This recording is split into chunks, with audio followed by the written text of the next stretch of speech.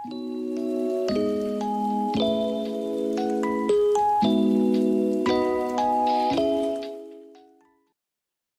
top of the morning to y'all. We're coming live to you from the Lakers Fast Break Network. And this is Magicman in the Morning, Epi.4. And we're brought to you live by Gerald Glassford of the Lakers Fast Break Networks. I'm honored once again to host my own show, thanks to Mr. Glassford. And my co-host, colleague, and good friend, Mr. Joe Soro, is decked out in his green Dodger shirt. Welcome, Joe, and happy St. Patrick's to you. And Happy St. Patrick's Day. and to all the people out there from Ireland, Sláinte. Everyone's a little Irish today. Well, Joe, we got a jam-packed show, brother. This is the busiest Magicman in the Morning show I've prepped for. St. Patty's Day. We've had the madness going on, and it's game day, brother. And it's the Lakers and the Mavs. And so let's just get rolling, all right? Let's start with the injury report. So for the Lakers, Mo Bamba is out. LeBron is out. AD probable. For the Mavs, Luka Doncic is out. Tim Hardaway Jr. is questionable. JaVale McGee is questionable. Markieff Morris is questionable. So the Mavs are coming in here a little shorthanded, Joe, and we still don't know the status of Kyrie Irving. He may play, he may not play. We don't know. The Mavs have been basically struggling since they made that trade. Since they made the trade for Kyrie, Joe, over a 16-game stretch, the Mavs are 6-10. And when Luka and Kyrie are in the lineup together, they're 5-9. So the results haven't borne fruit yet about those two creating a winning culture in Dallas. What are your keys to tonight's matchup, and are you confident that the Lakers could eke out a win? I am, now that Luka's not playing. The Lakers are going to probably look at this as a makeup game for the Houston game, which makes it even more aggravating that if they had beaten Houston, we would be going on a little run here. Oklahoma City Thunder's loss yesterday allowed us to go up a slot as well. And they might be looking at it that way. They might be looking at it from we didn't really lose out on much. And that's, that's a discussion we left on the last show with Lakers Fast Break. A loser's mentality never goes away. No. When you have a loser's mentality, that will always creep up. It's just unfortunate. But should the Lakers win tonight, they'll be in a good position to continue to stay viable for that 6th seed. Mm-hmm. Because my worry at this point is the Lakers have to get the 7th seed at the very least. If they get the 8th seed, we're not going to see the Lakers go past the first round or have a shot. I just do not see them now. I said this before. They are going to be a challenge should they meet Denver later, because we'll have a chance to see the Lakers build something should they do that, right? I feel more confident that they would beat Denver in a second or Western Conference Finals round than I would in the first round. So tonight, there's a must-win game every night until the season's over. There's no, we can do this. Now, we know that. We feel that. We understand that. I don't know if the Lakers do. They're too busy still massaging their sub 500 record, Yes. Yes. But I'm Luka not playing helps. There's no doubt that helps. As far as Mavericks future, Mavericks present future, I should say. It makes you wonder what they were thinking when they let Jalen Brunson go. If you were going to trade for Kyrie Irving, or you traded for Kyrie Irving, it makes that move look more stupid. Well, you know what? You know what, Joe? Here's where the knife gets twisted even more in that situation. Is that they could have re-signed Jalen Brunson to a 4-year, $55 million deal. And he would have probably accepted it at the time because he had a bit of a shaky second half last year. So they kind of screwed that up.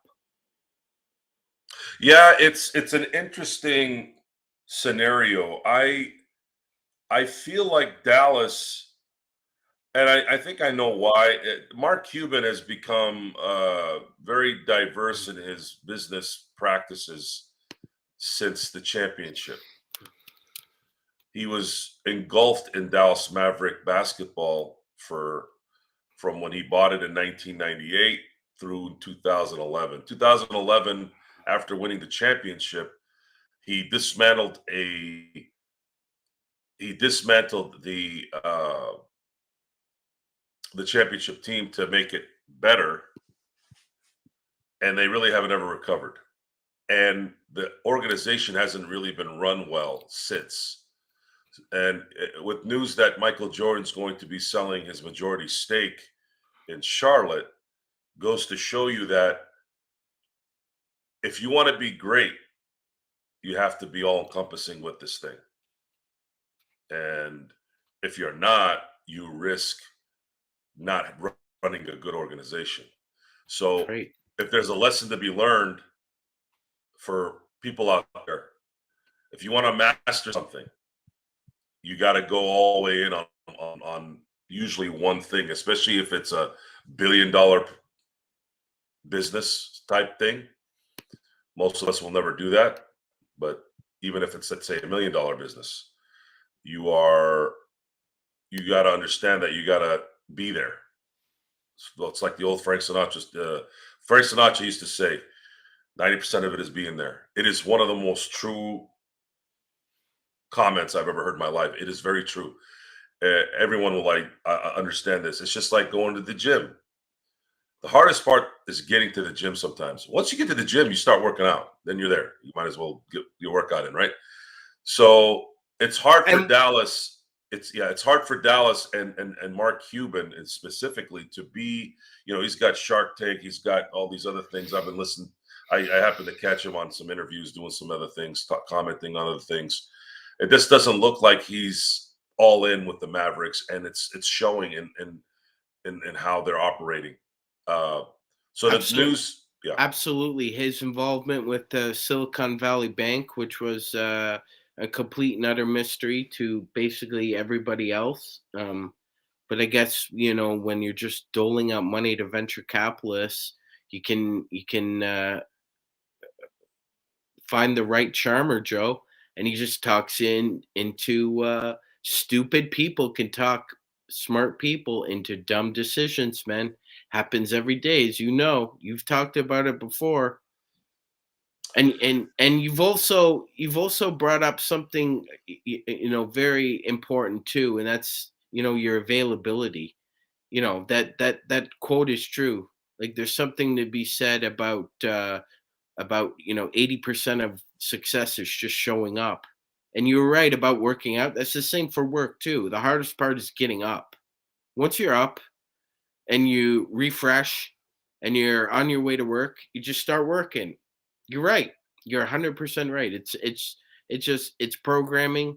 It's about people just trying to be available for either themselves if they're a private contractor or a business person, or whether you're trying to run a basketball team. Now and you've been dead on before too when you said that people make mistakes, and it's okay to make mistakes, but yeah, eventually you have to correct at some point. And it looks like it looks like to me it's just over the tenure of his ownership with the Mavs, he's always been trying to bring in a great guard, particularly point guard.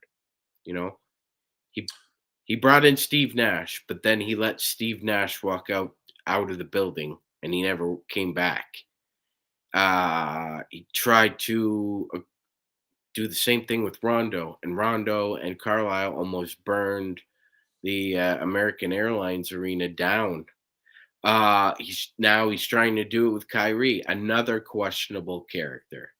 It just seems that he bets the farm on guys who would sell the farm for a handful of beans.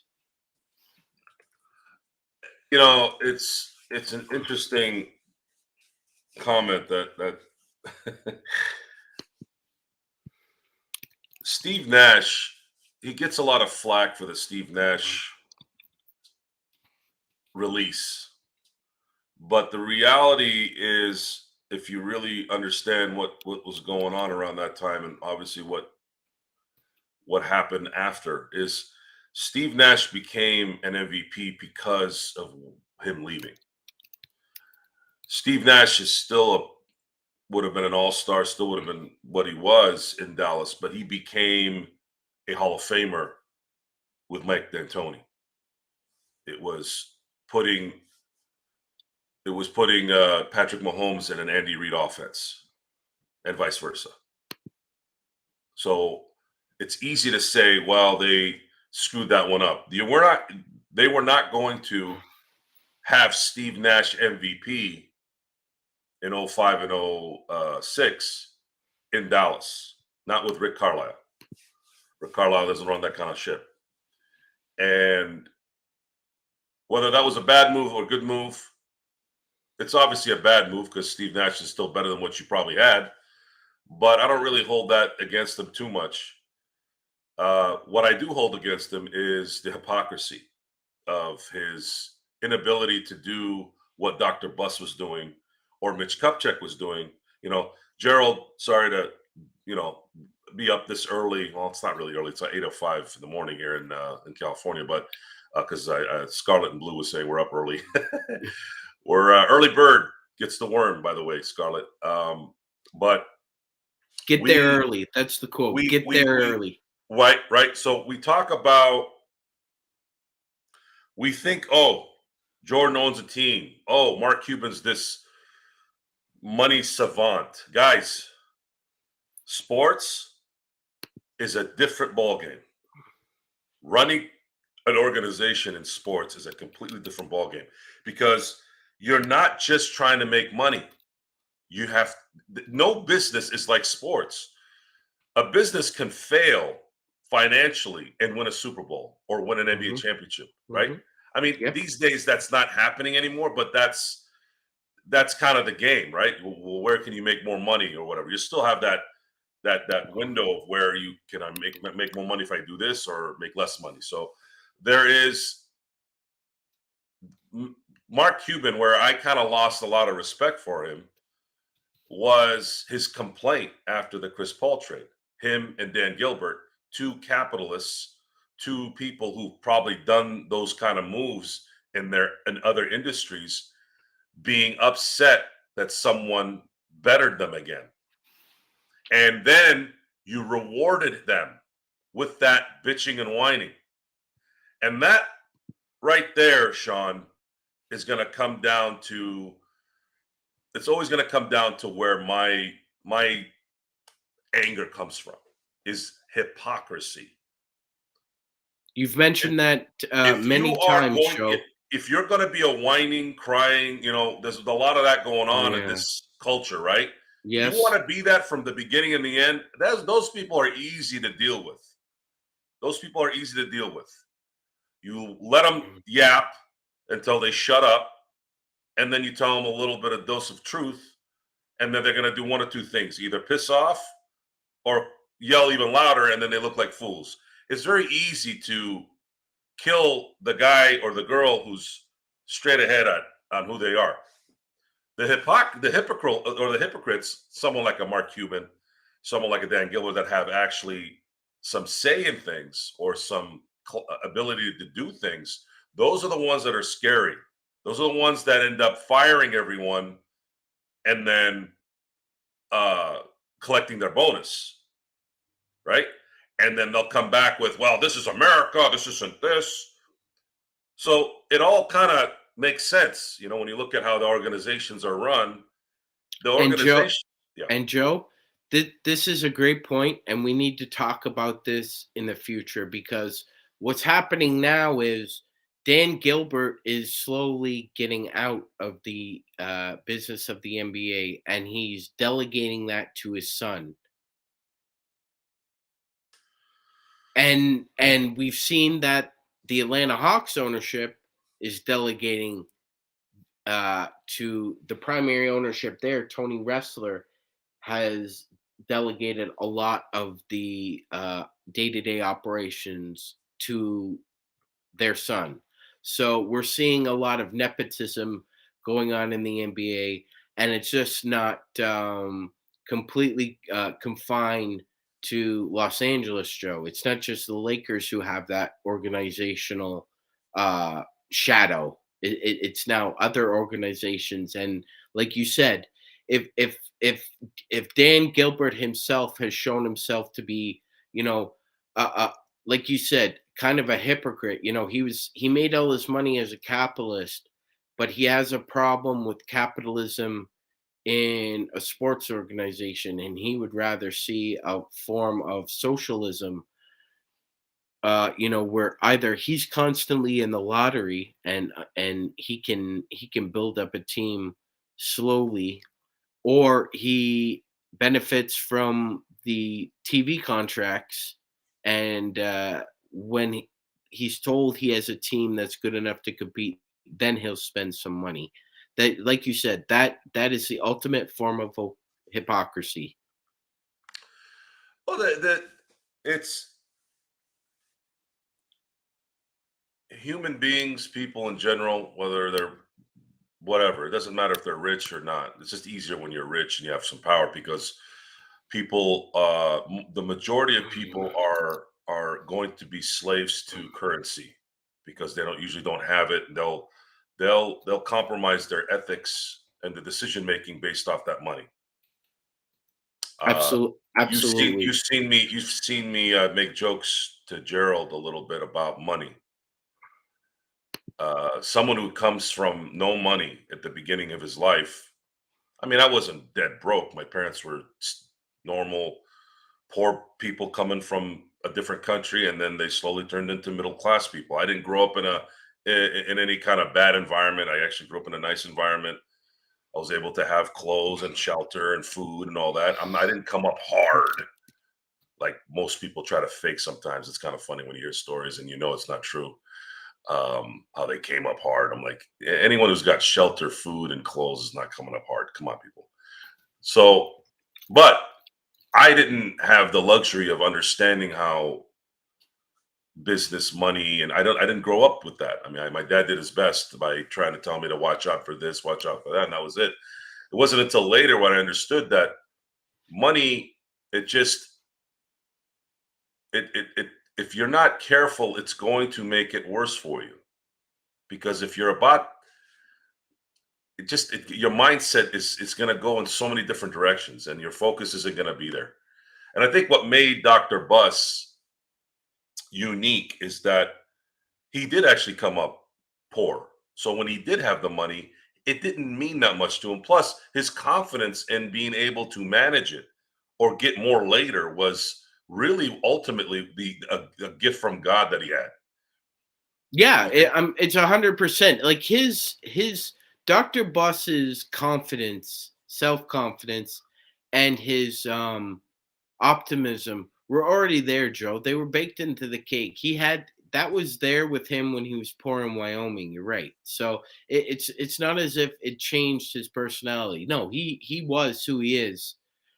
As we make a transition here, uh, for Lakers fans, if you get a chance over the weekend, listen to Chris Mannix's podcast on Sports Illustrated with Howard Beck. Uh, this week, they had a bit of a brief discussion about the Lakers, Joe. And Mannix was pontificating that he considers the Lakers playing as they are right now, sans the Houston game, a legitimate threat in the West if LeBron comes back. Do you, like you said, you don't think the Lakers are capable of popping the Nuggets in the first round? You think they can pop them if they gain a little momentum and they're a freight train coming down the tracks in the second round or the conference finals.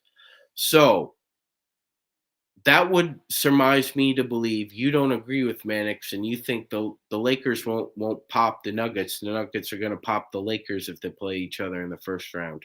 Not if they continue the current mentality of how they're going about their business.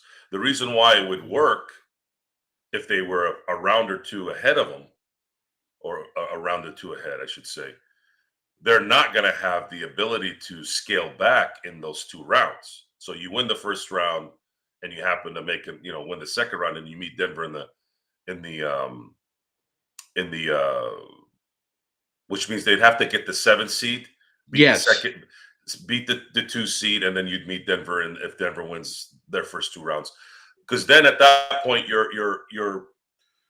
focus, your mentality is to win every game and you're in it, and you're going to have that freight train. So you use the word freight train. Right now, the Lakers are a trolley. They're ding, they go real quick, and then they slow down. Why? Now, if they were hitting it, they were trying to win every game and going, we're going to bulldoze this thing. We're going to win every game, and LeBron's going to get back 2 or 3 games before the season so he can get acclimated, and then boom, we'll be in it. But they're not. They're not. They're scaling back. They're acting like they're the first seed. Losers mentality.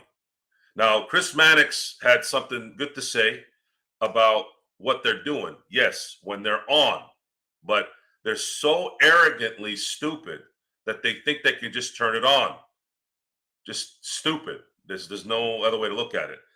The other thing he said that he mentioned during that segment was, if they go after Kyrie Irving, since we're talking about the Dallas Mavericks, he's going to change their names to the Los Angeles Losers. I thought that was actually pretty nice word to say, because if they actually do that, there's another word I wanted to use, but I can't use that on air right now. It starts with a D and there's a little F in the middle, and it ends with an S. I'm sure you guys can figure that out now. The the Lakers have, and that's gonna be the interesting part of this season as it commences. Are they going to value this team? Because I like this team. I don't get mad when Beasley doesn't hit for a couple games, and then there's talk of, well, are we going to really need this guy? Yes, you need Beasley, you need Vanderbilt, you definitely need D'Angelo Russell. You might need Rui. If Rui's one of those guys that doesn't make it out, I sort of get it, but you have to bring back Beasley, Vanderbilt, and Russell at the very least, and roll with a young, capable team that can take turns being the third, fourth stars throughout an 82 game season. My only thing is, if you're going to continue to play wussy ball next year for your in his prime center, then you need to get someone that can back him up. And unfortunately, I don't see Mo Bamba being the cover there. So there's a lot to go. There's a lot to talk about on that end. But Chris Maddox, there's some validity there. But when you see decisions made like in the Houston game, it's very hard to be confident in that this team is really focused on winning games. They're focused on not getting injured and tiptoeing instead of just running. And when you do that, it sets a mentality of loser, of, you know, I'm scared. How are you going to go into the playoffs scared? Anybody goes to the playoffs scared, you're going to get beat. So that's it. I have nothing else to say other than we're going to have to wait here another, 3 weeks until this nightmare of a regular season of BS is done. And then we'll see what happens after that. But, we've been pretty good at predicting what's going on here since the summer. I don't see any reason why it'll change. You're on mute. You're on Yeah. mute. Yep. I agree. I agree with just about everything you had to say there. I think that well, Vanderbilt's coming back. regardless because he still has 1 year left on his rookie deal. But I'd really like to extend him because I think he's a top five defender at his position under the age of 25. It's not like you can find those guys in free agency every year, and it's not like they grow on trees in your organization either. Um, Joe, a lot of people had made a kerfuffle and a hullabaloo out of that crappy game they played in Portland, but that was off a back to back, and they had just started playing together. And everybody wanted, well, this is why they traded Malik Beasley and Jared Vanderbilt, and maybe they're not all that in a bag of chips. Well, Vando is, at least defensively, and he can play his game. He's got a really nice knack for facilitating and playmaking.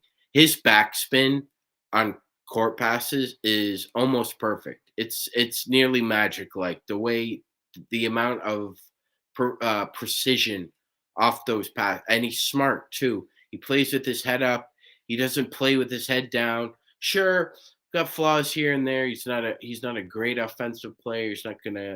He can't give you 20 every night, but he does his job and he does it well. And we're top five defense since the trade because of him. And yeah, Joe, we got to bring Beasley and Russell back, regardless of whether people think either one of them are streaky or not. When they're streaky, they're really hot, especially Beasley. We saw it in New Orleans, 7 threes and a half. I like Russell's maturity, and I would much rather invest money in him as to be a Laker than Kyrie Irving because I know if he's not hurt, D'Angelo Russell is going to show up. He's not going to sit at home and watch a live stream of uh, who's going to be the state attorney of California, or like Kyrie is in New York, or watching what you know what I'm watching a documentary on woolly mammoths, so I don't think I'll be able to come to the game tonight. It's just it could be any number of things with Kyrie Irving why he doesn't want to show up and work. So while Rob hasn't exactly dug himself out of the hole he created with the Russell Westbrook trade, Joe, that was a great move.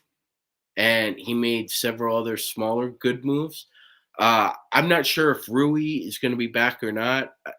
We all know what kind of price he wants. I don't think he's worth that, especially with us.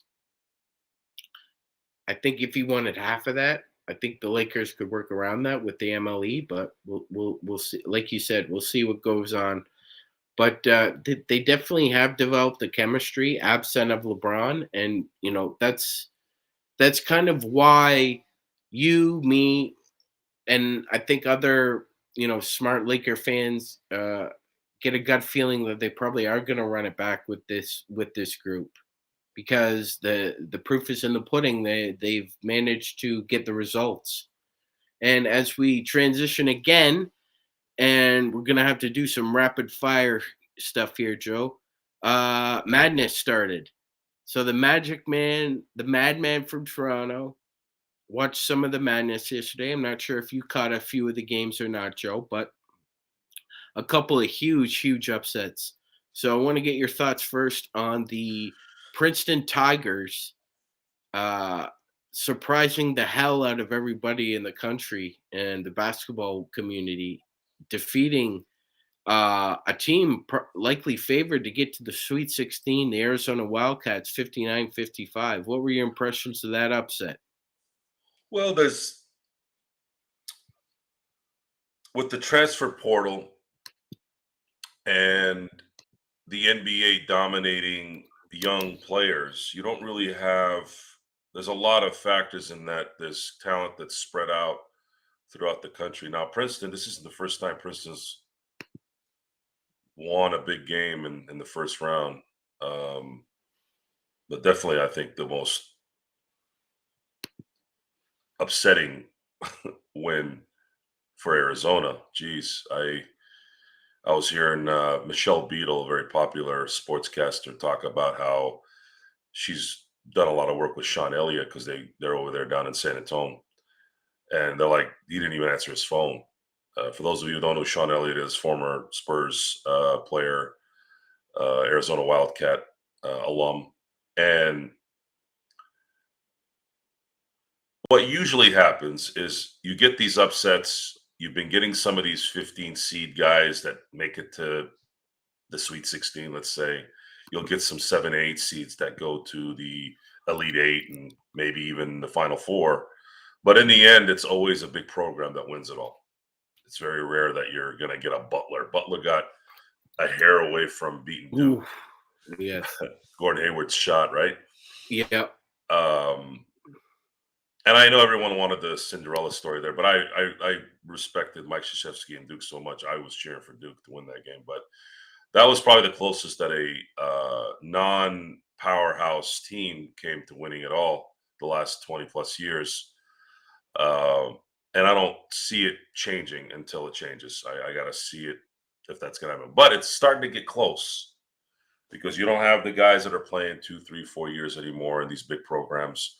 So, and then if the skill sets are changing to the point where you have guys that are great ball handling guys that can score, that can shoot threes in a lot of these mid-tier universities. And if you keep at it, probably another 5, 10 years, you're probably going to start seeing some of the more prominent mid-tier type teams beating the Kentuckys and Kansases for a national title. I just don't know yet when. I don't know if it might not happen, but for a while, because I've been kind of waiting for it a little by little. And then of course, in the end, it just always seems to be the staples that win it all. I didn't, Gerald had asked me to do a bracket. Like, I know a lot of you guys do that. I don't ever really do a bracket because it's a waste of my time. There's always this problem. You're going to pick a team, a 15th seed. There's no way this team's going to beat Arizona. There's no way. I think this percentage I saw that since yesterday, just this yesterday, only 0.17%, or I should say, 0.17% haven't had their brackets busted yet. Mm-hmm. Now, while everyone's enamored by that low number, I'm going, who the hell predicted that Princeton would beat Arizona? So I started thinking about what's happened in the past with a lot of work-related gambling brackets or fantasy football people, right? I bet you somebody picked Princeton because of their colors, right? And said, I'm going to pick Princeton because their colors are cool. And those are the guys that are still undefeated so far in the first round here. So, Well, and Joe, I mean, it's not as if, like, we talk about arrogance, and you talk about Sean Elliott, and let's be honest. There's kind of an arrogant hue to being an Arizona Wildcat from a basketball program perspective, and I don't think they've really earned it. Their guards just didn't show up. The Princeton won this game by having more turnovers than assists. They only made 4 threes all game. They shot less than 20% from beyond the arc. So it's not as if they did a whole hell of a lot. It's just Arizona guards just decided not to show up, and we talk about the arrogance of an organization saying, "Yeah, we're going to sit our best player tomorrow night," and that's the kind of mentality. Some of these college kids come into the game. Yeah, we're playing an Ivy League school. It's not like these guys are on our level. Well, maybe not, but they beat you. yeah, and for the other upset of the day, that one was a bad one. That Arizona should not have lost that game. The one that makes some sense to some degree is the Furman to Virginia one. I would say that one's typical. You have like a 13 and a 4. That makes a little bit more sense sometimes. That But has that one was inexplicably bad. yeah. If you're a Virginia Cavalier, you have your guard who's trapped in his own backcourt basically along the baseline. He throws this thing up in the air, Joe. It's picked off by a Furman player, a half court, similar to, like, if Troy Polamalu or Ed Reed was back there and you're just throwing it up and thank you very much. And somebody was just wide open over on the wing, right? And that's how quickly the bottom falls out. Being a San Diego State alum,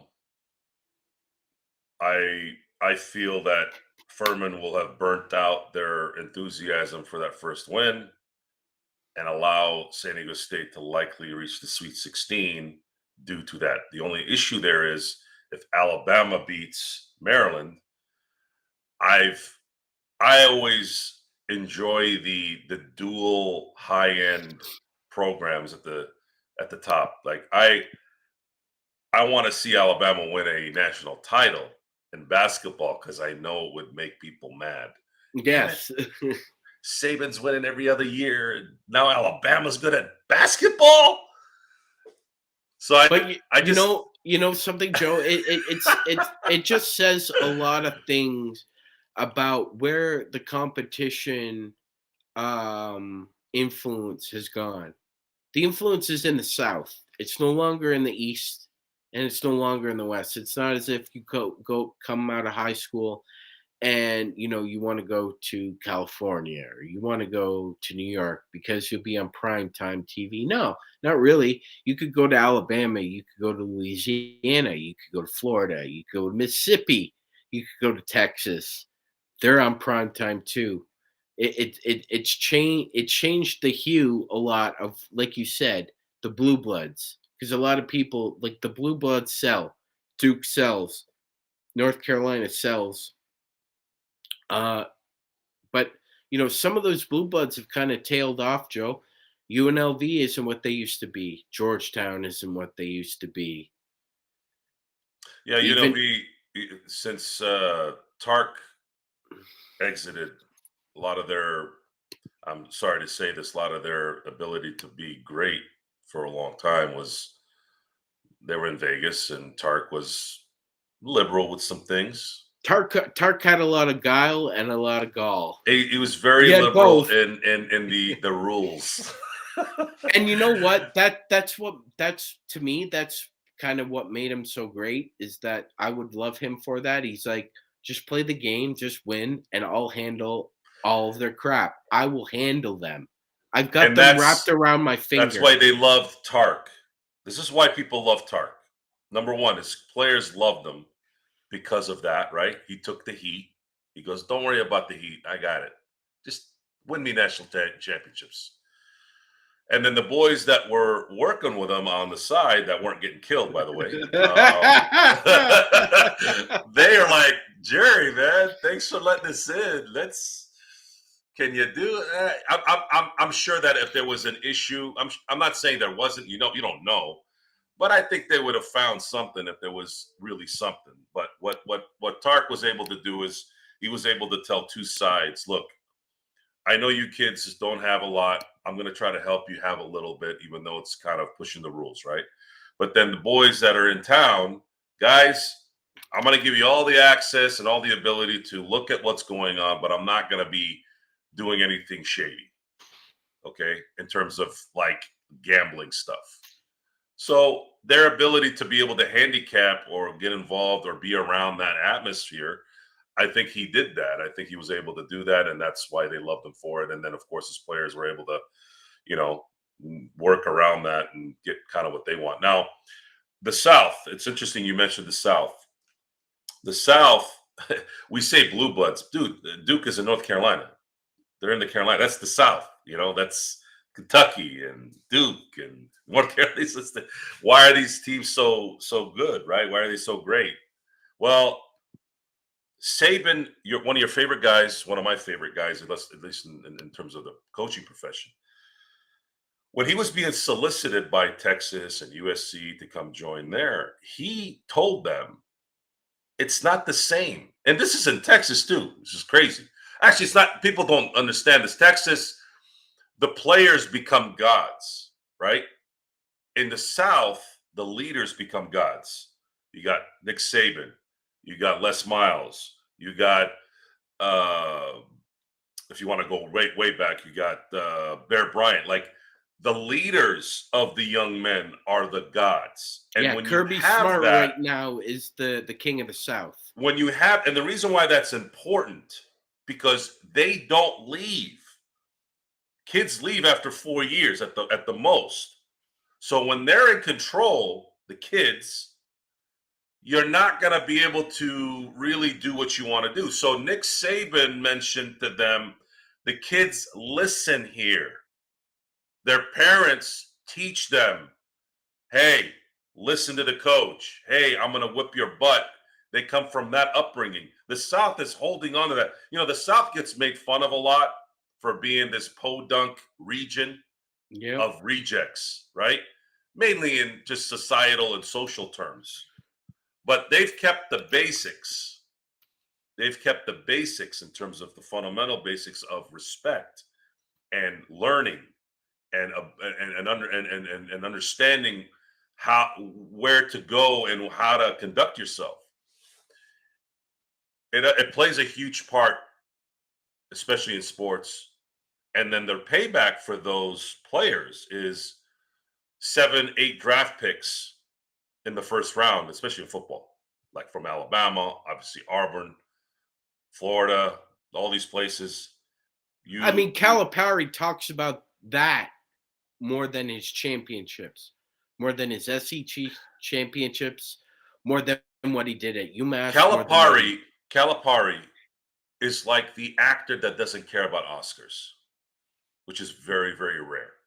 Some will say they don't care, but they do. You could tell. Right. He's like Daniel Day-Lewis. He's like, yeah, great. I got 3 of them. That's Yeah, Daniel Day wonderful. Lewis probably doesn't care, right? Johnny Depp probably doesn't care. Very few guys that don't care. Um, I think the most important thing in sports is obviously results. But if you can't get the results, especially when it comes to amateur sports, your ability to change people's lives is big. In the professional area, you're talking about adults. They make the decision. At the end of the day, they should be equipped anyways. If you're not in the John Morant circles, anyways, Hmm. you need to be able to obviously figure that out as you become an adult. But the the current tournament and how things are played out, it's playing out like it normally does. I know I'm going to be excited to see if I could see an Alabama San Diego State Sweet 16, and then that's going to be a very interesting game. I feel like that could be one of those two teams should they win that game. Let's say if San Diego State wins and Alabama beats Maryland, I believe one of those two teams will go to the Final Four. That's something that I haven't talked to you guys about in terms of prediction, but just me sitting around and not really watching college basketball regularly. I prefer professional sports, and a lot of that is because I want to see the highest possible ability. And that's just kind of how I grew up. College has always been kind of a cool thing with especially basketball, March Madness, college football, fun, because every game counts. But really, my focus has always been on the professional side because I just enjoy the mastery of the game at its highest level. It's just what my attention span is at. A lot of times in college basketball, it's just too much of I always call it the flex offensive type thing. Like it's pass, pass, pass, pass, pass, pass, pass, pass, shoot. Yeah. Pass, pass, pass. It's like you're sitting there going, "Oh my God, can you just let?" I think Dean Smith, and again, this goes back to you're there to teach kids how to be good people and give them the tools to be great people, right? Dean Smith is probably one of the greatest coaches in all of amateur sports by doing that. But I believe Dean Smith's rigid. Same thing with Jim Boeheim. Uh, After 47 years, congratulations, Jim. I know a lot of people wanted you out, but I still mad respect for doing what you've done at Syracuse. But Dean Smith left a couple of national titles on the table by being too strict. Yeah, 100%. And just a quick little side note on Jim Boeheim. So when Melo was being recruited out of high school, he grew up in Baltimore, Maryland. Now, at the time, that was Murder City, USA. It had just surpassed Detroit as Murder City, USA. And Mello was saying that no legitimate college coach would actually have the onions to come into his neighborhood and watch the teams play in the gym, except one. There was one guy. There was one guy who's willing to walk around the neighborhood, and who do you think that guy was, Joe? Jim Boeheim. Yes, yes, because and I'm kind of going off on a tangent here, but guys like Jim Boeheim and guys like Rip Pitino, I respect immensely because they get the attention of their guys by treating them like human beings and listening to what they want instead of telling them what they want. And Nick Saban has talked about that before.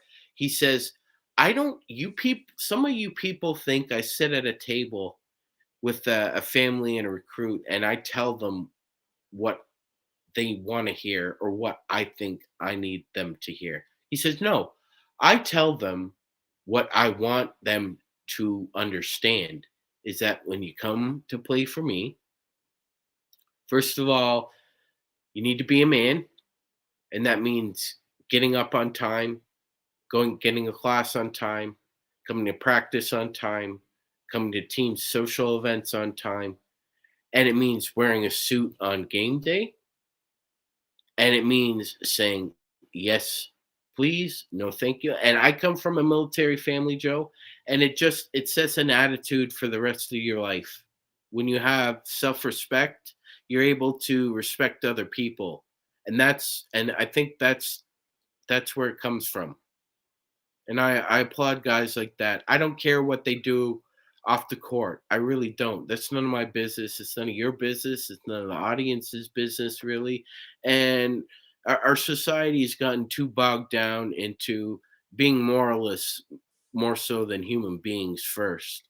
And with that, since we're almost about to wrap up, a couple footnotes to end Magicman in the morning, Joe. So, Lonzo Ball, we saw in the news that he's going to be undergoing a third very invasive knee surgery. Um, when he signed with the Chicago Bulls, Joe, it was believed that the Bulls were going to be a very fun and exciting team. And while the first year was very promising, and they showed a lot of signs. This year, they've kind of reverted to being a team that basically doesn't really have an identity. They have a few good players, but no real cohesive identity. So, what do you make of Lonzo Ball's unfortunate situation with injuries, Joe? And do you ever think that he will come back and be a role player, a decent role player in the NBA? Or do you think his time is come and gone? When you hear terms like reconstructive cartilage or something around cartilage that needs to be made, I know we're at a pretty high level of medicine these days.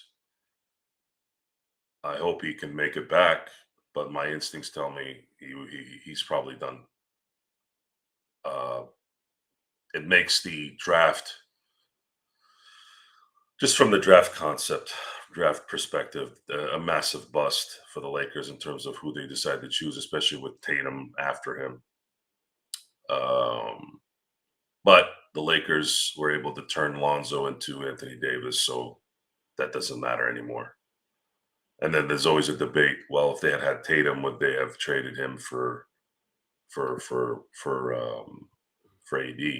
My question is always, well, would we have been sucky as much if we had Tatum? It's just so many scenarios. But I will say this: I'd rather have Anthony Davis than Jason Tatum, and we've already reaped the benefits of that with a championship. But as far as Lonzo Ball, I was really pulling for him. He's still a summer league legend. That's where the excitement really started, building. But then when it came down to an 82 game season, he He just wasn't made for that setup. And I don't think he ever will. And I don't think he has the mentality to get past this in general. He made his money. He'll be fine. He'll be off and, he'll go off in the sunset and be fine, I'm sure. Um, but, What do he always, what do you make of his brother's injury problems as well, Joe? I Now that think we know I've said Lamelo's this. I've said this, and I know a lot of people have, a lot of it is genetics, a lot of it, but I would look at Lonzo's skin and overall look. He just didn't look healthy. I don't know if he's on a good diet. I don't know if these guys are really taking care of themselves. you meant he looked gaunt. He looked a little gaunt. Yeah, yeah, and that's I don't. I think there might be something there, and maybe it's not even just diet. Maybe it might be some. Uh, Calcium deficiency could be or something, but yeah. you can tell when someone is not looking good. Now you'll see someone like Kevin Durant who doesn't look good ever, who still plays right, but up until of course before he blew out his Achilles. But that plays a big factor in this. Even Kobe had mentioned that, man, I had to change my diet towards the back half of my career. Otherwise, I don't know if I would have been able to do what I needed to do. That stuff matters, and that's something that you got to give LeBron credit for in terms of his longevity. Is that guy was eating fish when people were eating hamburgers, right? Now I'm not saying he probably hasn't had a hamburger and a few things. I mean, I still remember the Olympic team going to Wendy's at a gas station and eating, right? I'm sure that he splurges every now and then, but there's already been news that he's been trying. He tries to do things well and tries to eat well from the beginning, and that plays a huge factor. And I think that might have played a little bit of a factor for the Ball brothers, and then a combination of the rigorous, NBA season playing its part. Once you start seeing cartilage and knees and all that in your early 20s or mid 20s, that's not a good sign. Well, and let me ask you a question with that because something interesting popped into my head, a couple days ago, and I thought I'd get your perspective on it. Um, the AAU culture that has seeped into basketball. Would you say that is a 12-month round business, Joe?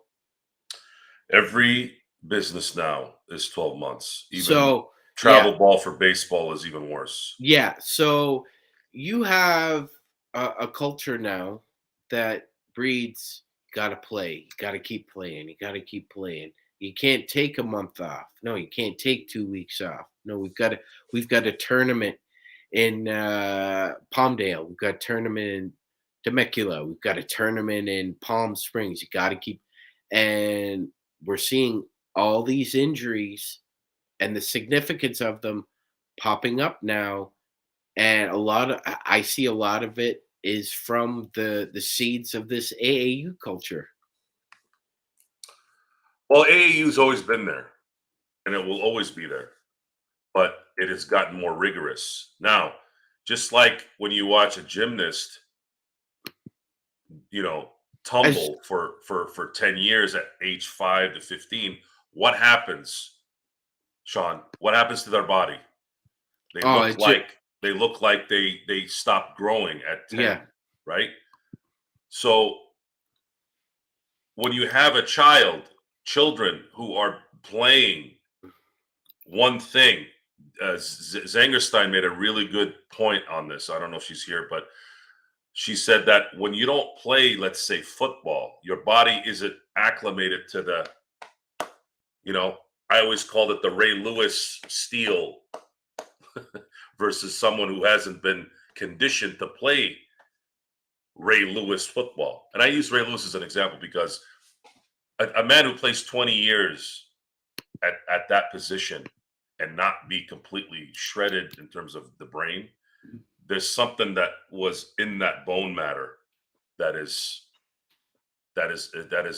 next level, right? It's Ric Flair type regeneration or something. I don't know. Yeah, and it's really interesting, Joe, when you look at some of the more, I would say, durable and iconic athletes. They all play different sports, brother. Jim Brown played lacrosse. He's probably the greatest lacrosse player ever, Joe. Wilt Yes. Chamberlain is in the Volleyball Hall of Fame. Wilt Chamberlain played volleyball. Uh, Kobe played soccer. Hakeem played soccer. A lot of these guys have decided, you know what? I need different kinds of strength training, and I need to undergo some muscle confusion. And yeah, you're right, Joe. And Zanger's been right. And we've kind of all been seeing it, is that there's not an emphasis put on muscle confusion and exercising different muscles in your body so you can strengthen them. So when you do fall or you do tip over, that you don't turn a wrong way. You know your body better than anybody. But like you said, like Zanger has said, and other people, including person I formerly lived with, has said these guys need to play other sports to develop a different mindset and a different type of body strength. Because, as it's been told to me, conditioning and stamina aren't necessarily the same. It's like trying to say honesty and truth are the same thing. They're synonymous with one another, but they're not the same thing. I'll give a good example. Tony Mandarich took a year off for football to go down to Venice Beach and just work out, right, Joe? Now, he looked like he was conditioned for the game of NFL, but he wasn't, Joe. He took steroids, he took other drugs, and he just didn't have the stamina to endure. And a lot of these guys don't. Like you can, that's where the term workout warrior has come from. I always, and the best example of that is from the program with Latimer. Latimer was basically a Steve Tasker special teams player for basically his first 3 years, and then all of a sudden, this dude gains 35 pounds of muscle, and he looks like Romo coming coming back from the summer. And when I mean Romo, I don't mean Tony Romo. I mean Bill Romanowski, the crazier of the two Romos. But that's just an example of Joe, that guys either they don't take care of their body or they're not being told how to take care of their body, and we're seeing the results of it. Like we didn't see a lot of this stuff in the 90s and the early 2000s with the proliferation of injuries and load management and taking games off or guys not being able to finish games. It didn't happen. It didn't happen. Guys didn't tap out the way they tap out today. That's a mentality. I keep saying this. There's your body, your mind will tell your body that it's not going to do things or it will do things. We have built. So Gerald and I talked about something that's not pertaining to sports. We're talking about be bad decisions being covered by the greater good for the greater good, Mm. so that it can stimulate something else. I said, you guys keep looking at this money thing, which is what this is. You keep looking at this money thing, but you're diluting the product.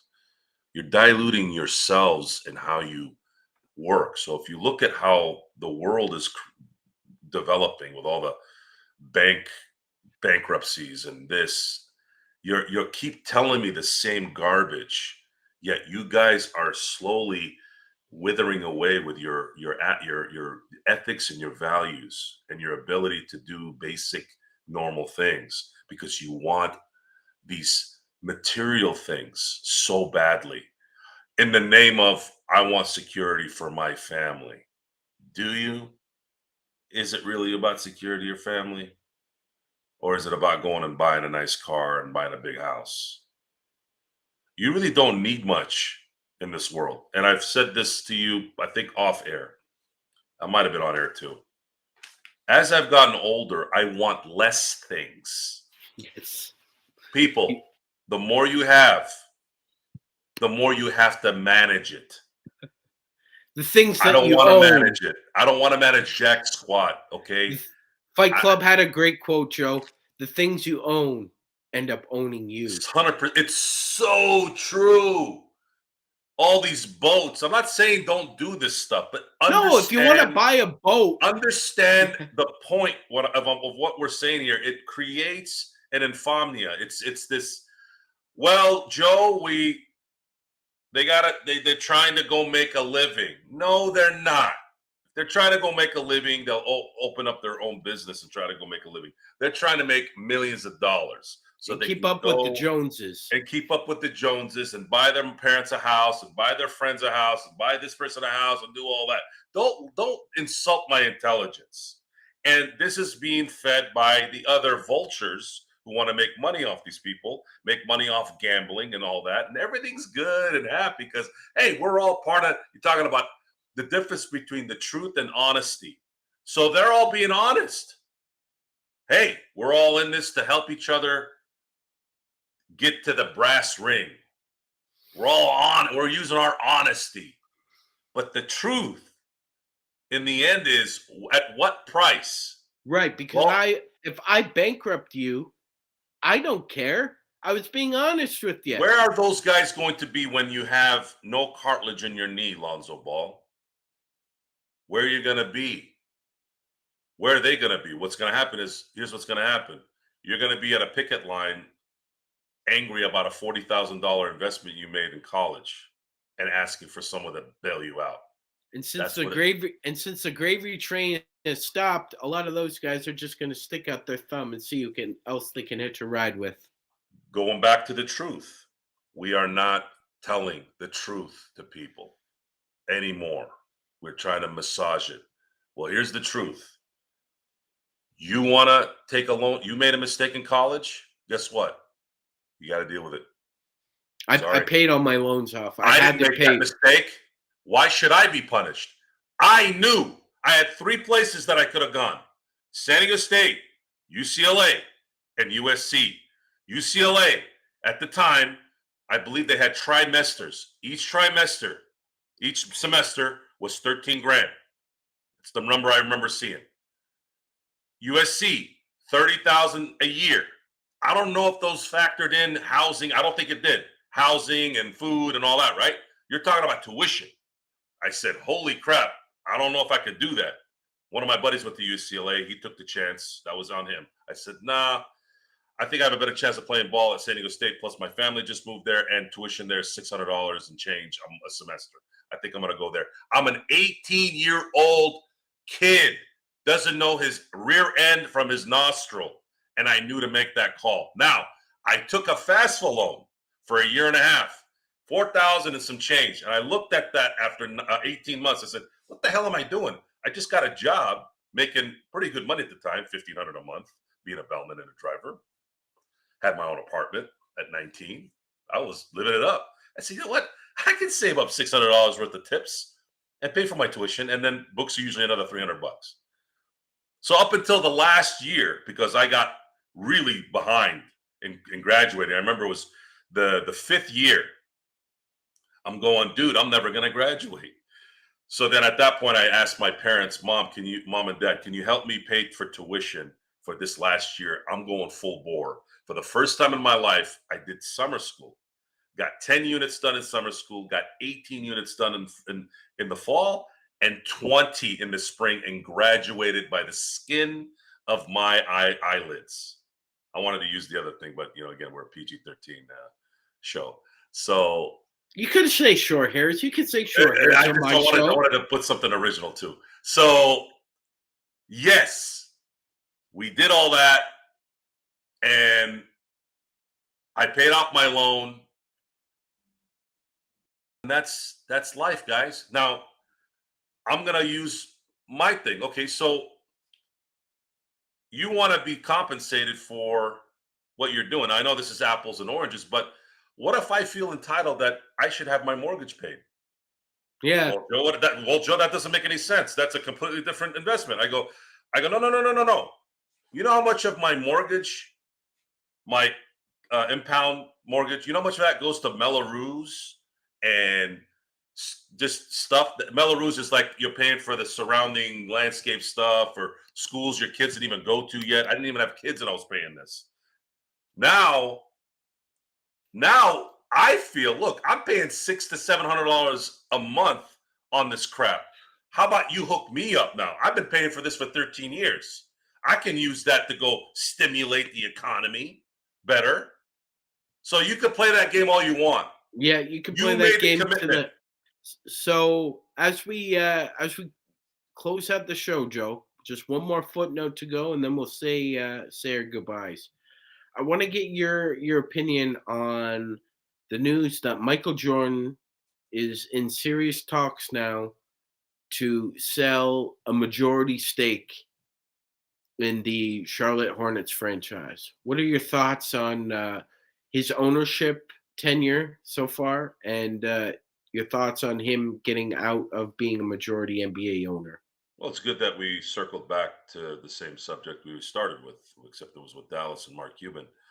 Michael Jordan is too big of a star, even in his retirement, to be running a basketball team. He's just too big. He's too busy. You have to be in this, guys. You have to be about it every day, guys. Why was Jerry West so successful? Oh, everyone thinks, oh, it's Jerry West. You know, he's this, he's that. No, no, no, no, no, no, no, no. Jerry West was in high school gyms regularly, seeking, finding, looking, analyzing, day in, day out, throughout the year, plugging away, going. Guys, you're either about this or you're not. And self awareness too.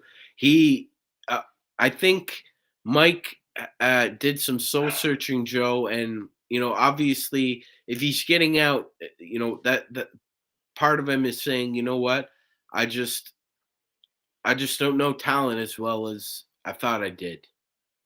Well, the problem isn't so much that, it's Because the because getting back to the self awareness part with Jerry West, uh, Jerry West straight up was being honest about his situation with the Lakers when Jerry Buss bought them. Joe, he said, "I'm a shy coach.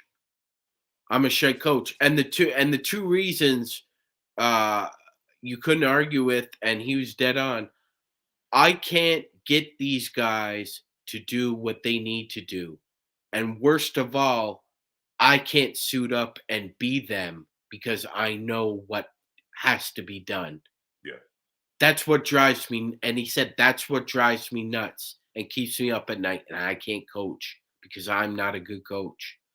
And, people have often talked about, having that discussion with yourself in the mirror, Joe. It's not easy. It's not easy. Like you said before, a lot of people, if they are absent of, critical thinking, or they are in denial about what's going on, they don't want to have that conversation with themselves in the mirror. They'd rather go to social media, or they'd rather go to the bar downstairs, or they'd rather go to the cafe across the street and just hear a bunch of confirmation bias that tells them what they want to hear. At least now, Jordan's saying, "Yeah, I'm out. I'm out. I'm not the talent evaluator I think I am. I'm having trouble finding an actual TV contract locally, even though I'm Michael Jordan and I own a basketball team." So there's so many balls to juggle there. And like you said, Joe, if you're not all in, you need to be all out. Well, Michael Jordan is great at being Michael Jordan. Magic Johnson, same thing. That's why Mike Magic has failed in so many basketball endeavors from a management standpoint, from a coaching standpoint, because Magic's talking about training Ben Simmons while he's employed by an NBA team.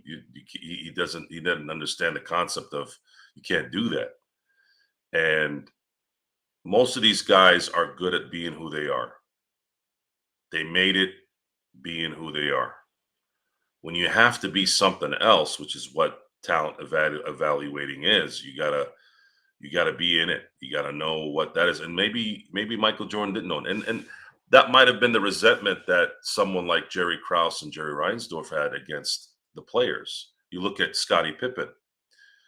I don't think Scottie Pippen's broke, but I've heard several times that he's not good at managing money. So those mistakes that he made, going back to our point about entitlement and people wanting to be bailed out. If you guys watch The Last Dance, there's an interview where Jerry Reinsdorf says to Scotty, he's like, "Are you sure you want to sign this contract? Because if you do, I'm not restructuring this, and you probably should wait." But Scotty didn't listen to the guy that was going to pay him that money. He still didn't listen, right? And then later resented him for it. So there's this stubbornness that a Magic Johnson, a Michael Jordan are going to have. No, I can do it. I'm Michael Jordan. I can do it. I'm Magic Johnson. No, you can't. You can't do everything, guys. You're all human beings. Know what you're good at. Now, Jerry West knew he is a great player who can't coach, which is not a surprise. Most great coaches can't. So what he did was he became the greatest executive in sports history in my book. I agree. I mean, the summer of 96, and he had already done amazing things before then, but the summer of 96 is the equivalent of the 1974 Steelers draft and offseason. Yeah, it's like his equivalent. It's like if Van Gogh's Starry Night, that's Jerry West's. That's the 96 draft, and the 96 free agency is his Starry Night. It's like a work of art. And still, even with that, putting him in the Hall of Fame as an exec, putting him in as the all-time great in my book, you still get Rick Fox, you still get Robert Horry in between year 97, 98, and he was playing chess, Joe, and everybody else was like, "What's he doing? What he knew exactly he pissed what he off was doing." So many people, and that was the thing, is that's what these little jealous, little conniving, rich pricks are. No, you're right, Joe. It's billionaire lunchroom cafeteria. Yes, and that's why you have a lot of oligarchies running around. People don't know most of the general public doesn't understand how this works. But I learned a long time ago when I was applying for a job with Verizon. This was years ago. One of the guys said something to me. He goes, "Yeah, this is just all fixed." And I don't know how the conversation started and what he meant at the time. He goes, "Yeah, the guys at Verizon at that time, before Sprint and T-Mobile merged," he goes, "Yeah, these CEOs of Verizon, Sprint, T-Mobile, and AT&T meet every month to decide who's going to take the lead in marketing." I go, "What are you talking about?" He goes, It's all like the mafia, the five families. It's a rigged game. All this competition, you know. So now when you have the competition, those little rich little punks, usually Napoleon complexes and all those guys, right? They're the ones who are like, "Hey, what the man you make? Hey, you cheated." Mark Cuban, I'm talking to you after the Chris Paul trade. Dan Gilbert, Mr. Comic Sans, I'm talking to you. These same guys that sit there, probably sitting on some hill going, "This is America. This is how we do it," turn into the pumpkins that they hate when it doesn't benefit them. And there, my friend, is where the problems are. Hypocrisy. If you're going to be about it, I will say, all right, well, this person is about this. Okay, I know where you're coming from now. But if you show your face a certain way in public or outwardly or whatever, and then all of a sudden behind the scenes, you're like, "Let me get a PPP loan when I'm a billionaire." Sit on this, you stupid a-hole. You're on mute, Bench. And with that, we'll end this episode of Magic Man in the Morning. I personally think this was our best episode so far. We had a jam-packed show, and Joe and myself found a way to cram all of it in. We got all of it in. So with that, we'll say have a great day. St. Patrick's Day. Happy St. Patrick's Day, everybody. And with that, Don't drink and drive, you heathenly gobs. See you tonight for Lakers Fast Break